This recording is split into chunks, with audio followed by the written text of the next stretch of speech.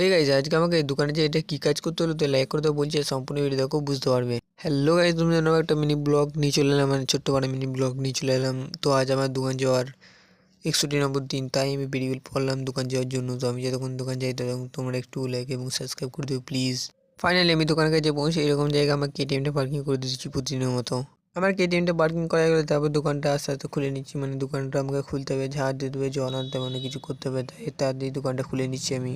আজকে দোকানে সেরকম কোনো কাজ না থাকায় তোমাদেরকে একটা বড় কাজ দেখাচ্ছি, মানে এটা ছিল বক্সে, বড় বড় বক্সের যে স্টেবিলাইজার হয়, মানে ভোল্টেজ আপ ডাউন হয়, ওইটাই নিয়ন্ত্রণ করেন, সেইটাই আজকে কাজ ছিল। এবং তারপরে রাস্তায় বসে বসে আমি গাড়িগুলোকে দেখছিলাম।